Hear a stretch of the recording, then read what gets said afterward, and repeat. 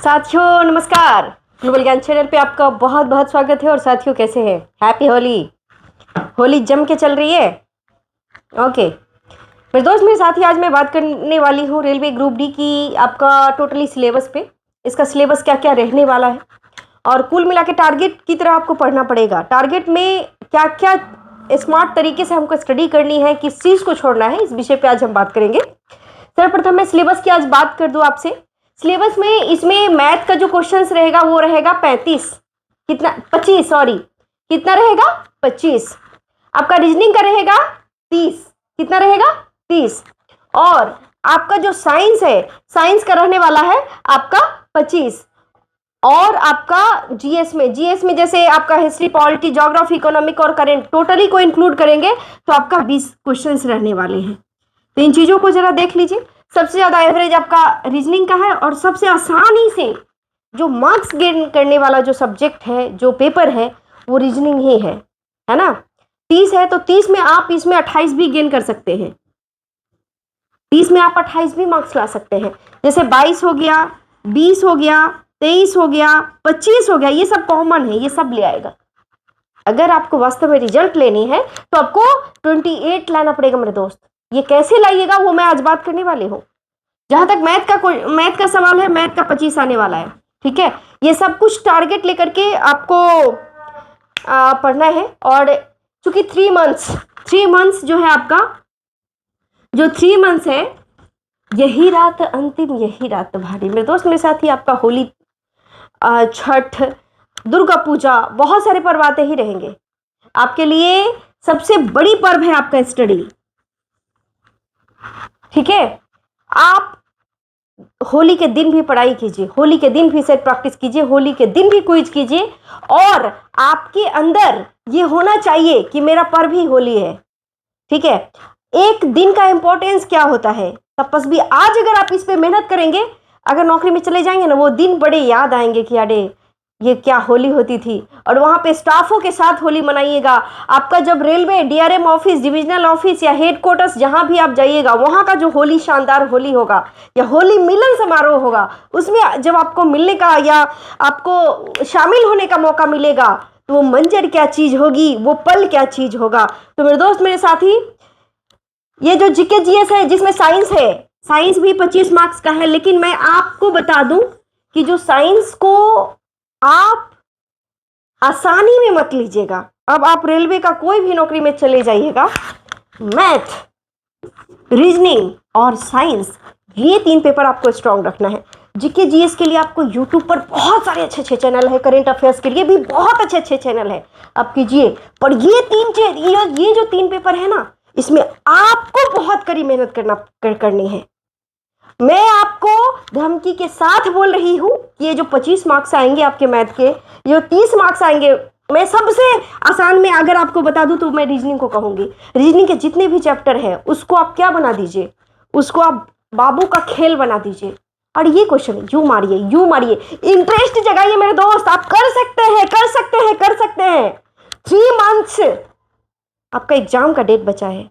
3 months में पूरा का पूरा कवर कर लीजिए। और अभी कुछ नहीं, no group D, no anything.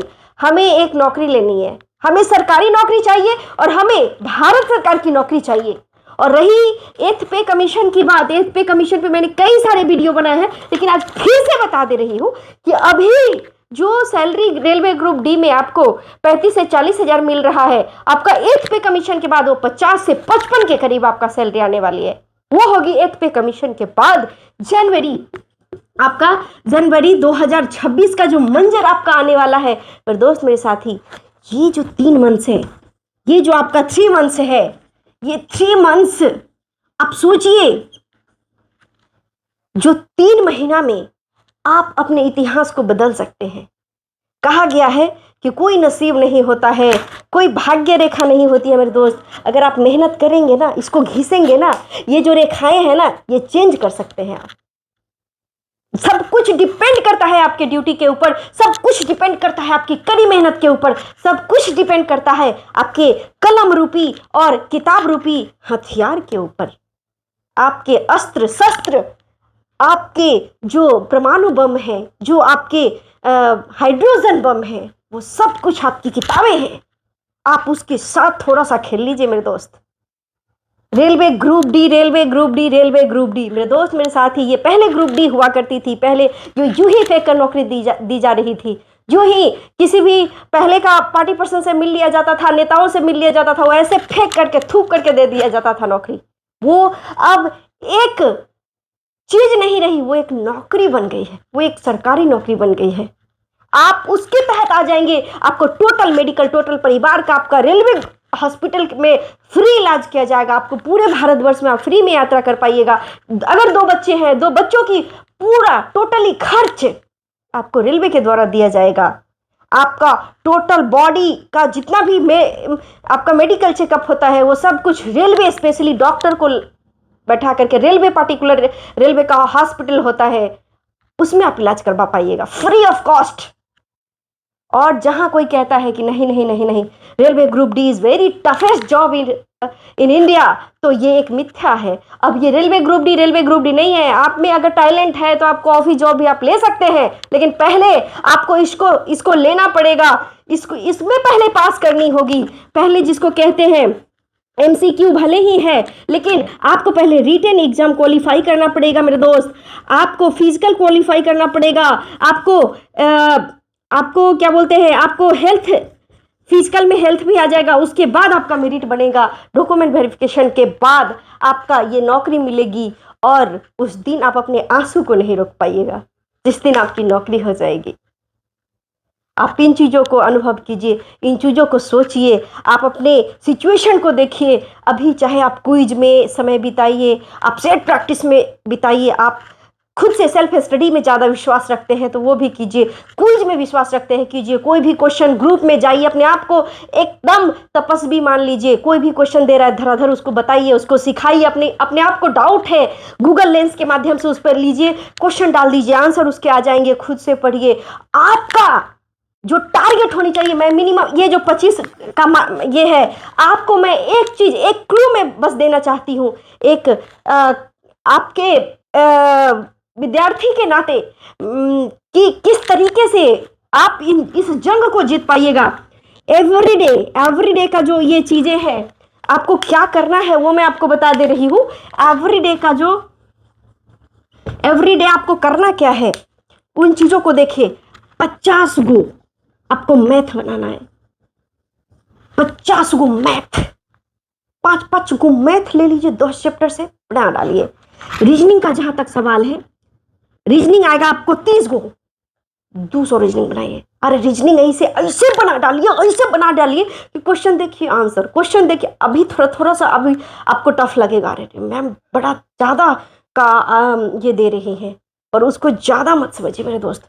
200 math क्यों, ये 30 में आपको 28 मार्क्स, अरे 30 में 30 लाइए ना, कौन रोका है।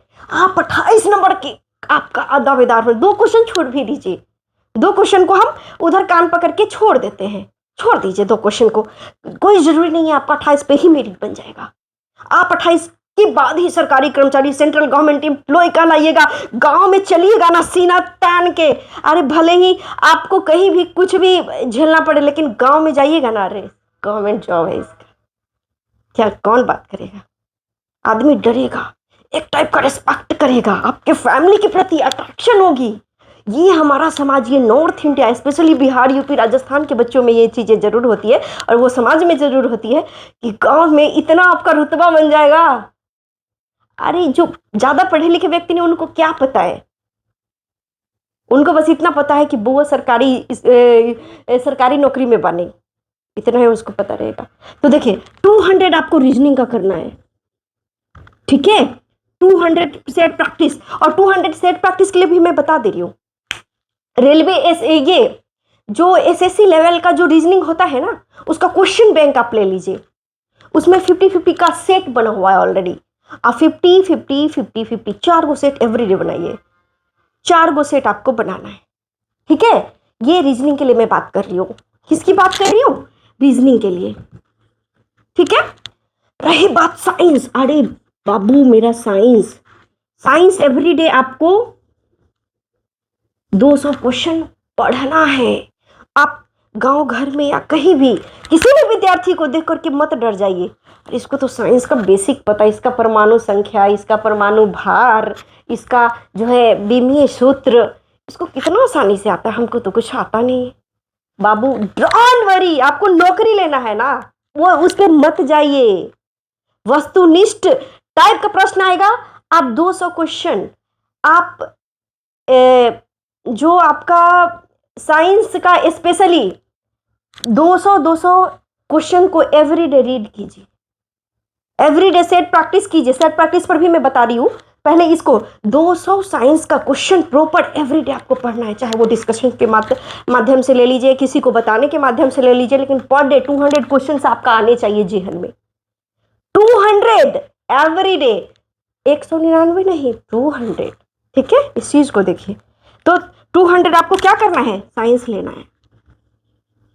ठीक है, रही बात जीके जीएस का, इसको आसानी में हम क्यों ले भैया, देखिए जब दुनिया सोना प्रारंभ करे ना, तो आप उस जगह पे जागना शुरू कीजिए। करंट अफेयर स्पेशली बहुत सारा बच्चा छोड़ देता है, अरे एक क्वेश्चन के चलते मैं इतना नहीं। बहुत सारे यूट्यूब चैनल्स हैं, मैं यहाँ पे अगर बता दूं तो लोग कहेगा कि आप उसका बता रहे हैं। मैं आपको सच में बता रही हूं कि अगर करंट अफेयर्स का ये करना है, एक चैनल्स का भी मैं नाम बता दे रही हूं। करंट अफेयर को इतना आसानी से नहीं लीजिए। एक प्रतियोगिता दर्पण, नहीं तो एसपीडी का, नहीं तो सक्सेस मिरर, मैं जो पढ़ा करती थी तो उस समय की मैं बात कर रही हूँ। प्रतियोगिता दर्पण, सक्सेस मिरर, नहीं तो एसपीडी। एक एसपीडी 50 एवरीडे आता है, महीने उसका दाम होता है लगभग आपका, आप होलसेल रेट में लीजिएगा तो आपको 70 तक आ जाएगा, लेकिन अभी लीजिएगा गांव में तो आपको 85 के करीब देगा वो, 85 रुपया एक। आप कैसे भी 100 रुपया लीजिए, 100 रुपया खर्च कीजिए आप करेंट अफेयर्स पे, और उसको एक एक पन्ना को पढ़ लीजिए। उसके बाद जो लास्ट में जो प्रैक्टिस होता है, जो लास्ट में क्वेश्चन होता है एमसीक्यू टाइप, उसको बना डालिए, बड़ा मजा आएगा मेरे दोस्त। शुरू का जो आपका थोड़ा डिटेल टाइप का रहता है उसको पढ़ लीजिए, और बाद में जो एमसीक्यू टाइप का है उसको बनाइए, बड़ा मजा आएगा। करेंट अफेयर अगर 5 को पूछता है, सारे बच्चे उसको छोड़ेंगे और आप वो 5 नंबर आप खींच लेंगे।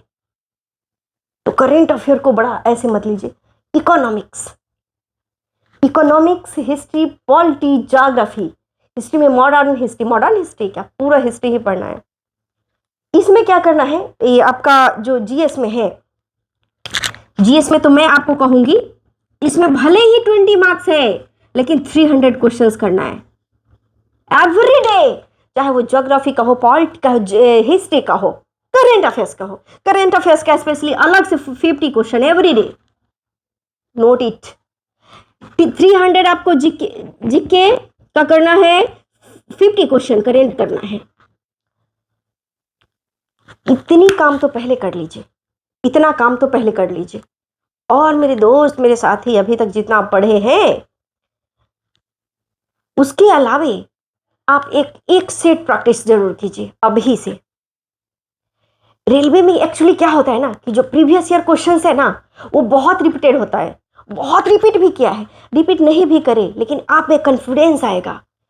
जीके का स्पेशली क्वेश्चन बहुत रिपीट, अरे जीके का आएगा कहाँ से, लोग कहता है बहुत अथाह है, वो डराने के लिए, वैसा कुछ होता नहीं है। आप जब मॉडर्न हिस्ट्री, मिडाइवल और एंशिएंट पढ़ लेंगे, पॉलिटी पढ़ लेंगे, ज्योग्राफी पढ़ लेंगे, इकोनॉमिक्स पढ़ लेंगे, आप में कॉन्फिडेंस आएगा मेरे दोस्त। मैं आपको चाहूँ तो अभी बहुत एक बड़ी लिस्ट बता सकती हूँ, लेकिन नहीं, don't worry, you do simply this thing only, that is enough. और ये सारा का सारा एक सेट प्रैक्टिस एवरीडे जरूर लगाइए मेरे दोस्त, मेरे साथी। आज भले ही लोग डराने की कोशिश करें कि यार ये भ्रम में नहीं रहिए कि रेलवे ग्रुप डी का नौकरी आपको एसी में मिलेगा, नहीं, एसी में भी मिला है, आपको पता नहीं है। जो रेलवे स्पेशली जो रेलवे डिपार्टमेंट के लोग हैं, जिनसे सच्चाई पूछिएगा, वो आपको डराने के लिए कहेगा अरे रेलवे का नौकरी इज वेरी फील्ड वर्क, पर वैसा कुछ है नहीं।